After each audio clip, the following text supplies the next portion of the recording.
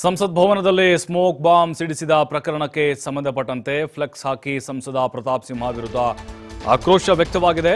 ಮೈಸೂರಿನಲ್ಲಿ ಪ್ರತಾಪ್ ಸಿಂಹ ಕೈಯಲ್ಲಿ bomb pass ಹಿಡಿದ ಭಾವಚಿತ್ರದ ಫ್ಲೆಕ್ಸ್ ಅನ್ನು ಅಳವಡಿಸಿ ಕಿಡಿಕಾರಿದ್ದಾರೆ ವಿವಿಧ ಸಂಘಟನೆಗಳು. ಕಾಂಗ್ರೆಸ್ ಕೂಡ ನಿರಂತರವಾಗಿ ಪ್ರೊಟೆಸ್ಟ್ ಮಾಡ್ತಾ ಇದೆ ರಾಜ್ಯದ ಬೇರೆ ಬೇರೆ ಕಡೆಗಳಲ್ಲಿ. ಯಾಕಂತ ಹೇಳಿದ್ರೆ ಆಕ್ರೋಶ ವ್ಯಕ್ತವಾಗ್ತಾ ಇರಲಿಲ್ಲ.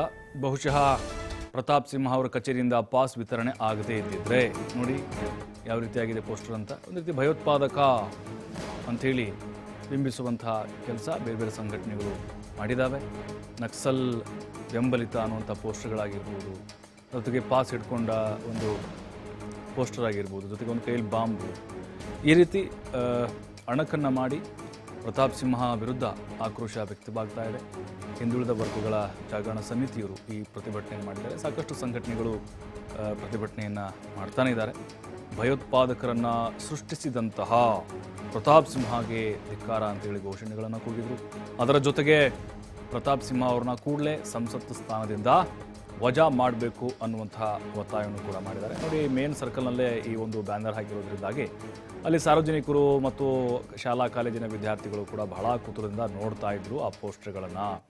ಮತ್ತು ಈ ಸಂದರ್ಭದಲ್ಲಿ ಸಹಿ ಸಂಗ್ರಹ ಅಭಿಯಾನವನ್ನು ಕೂಡ ಮಾಡಿದ್ದಾರೆ. ಸ್ವಲ್ಪ ಹಿಂದೆ ಬರ್ರಿ, ಒಬ್ಬರಾದ್ಮೇಲೆ ಒಬ್ರು ಅವಾಗ ಕಾಣಿಸ್ತದೆ.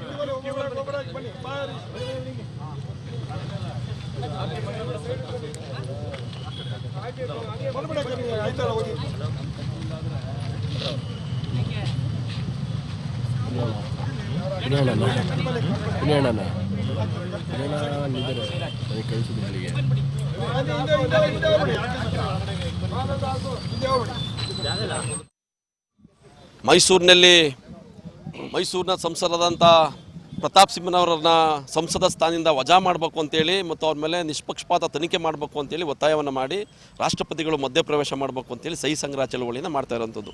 ಇವತ್ತು ರಾಷ್ಟ್ರೀಯ ಭದ್ರತೆಗೆ ಆತಂಕ ತಂದಂಥ ಸಂದರ್ಭದಲ್ಲಿ, ನೂತನ ಸಂಸತ್ ಭವನಕ್ಕೆ ಆಘಾತಕರು ನುಗ್ಗಿ ದಾಂಧಲೆ ಮಾಡಿರುವಂಥ ಇಂಥ ಸಂದರ್ಭದಲ್ಲಿ ಅಂತಾರಾಷ್ಟ್ರೀಯ ಮಟ್ಟದಲ್ಲಿ ಭಾರತದ ಘನತೆಗೆ ಕುಂದುಂಟಾಗಿದೆ. ಸೊ ಅದಕ್ಕೆ ಪ್ರಮುಖ ಕಾರಣ ನಮ್ಮ ಮೈಸೂರಿನ ಸಂಸದರು. ಯಾಕೆಂದರೆ 2ರಿಂದ 3 ಬಾರಿ ಅವರಿಗೆ ಪಾಸ್ ನೀಡುವುದ್ರ ಮೂಲಕ ತಮ್ಮ ಬೇಜವಾಬ್ದಾರಿತನದಿಂದ ಮಾಡಿದಾರೋ ಉದ್ದೇಶಪೂರ್ವಕ ಮಾಡಿದಾರೋ ಅದು ನಮ್ಗೆ ಗೊತ್ತಿಲ್ಲ. ಅದಕ್ಕೆ ಅವ್ರನ್ನ ಸಂಸತ್ ಸ್ಥಾನದಿಂದ ವಜಾ ಮಾಡಿ ತನಿಖೆ ಆಗಬೇಕು ಮತ್ತು ಅವ್ರ ಕಚೇರಿ ಸಿಬ್ಬಂದಿಗಳನ್ನ ಈ ಕೂಡಲೇ ಬಂಧಿಸಬೇಕು. ಯಾಕೆ ಅಂತಂದರೆ ನಮಗೆ ಆ ಪಾಸ್ನ ಮಾರಾಟನೂ ಮಾಡಿರುವಂಥ ಸಾಧ್ಯತೆಗಳಿದ್ದಾವೆ. ಆ ಕಾರಣಕ್ಕಾಗಿ ಅವ್ರನ್ನೂ ಕೂಡ ಬಂಧಿಸಿ ತನಿಖೆ ಮಾಡಿ ನಿಷ್ಪಕ್ಷಪಾತವಾಗಿ ಕ್ರಮ ತಗೋಬೇಕು ಅಂತೇಳಿ ನಾನು ಇವತ್ತು ಒತ್ತಾಯನ ಮಾಡ್ತಾ ಇರುವಂಥದ್ದು. ಏನು ಇವತ್ತು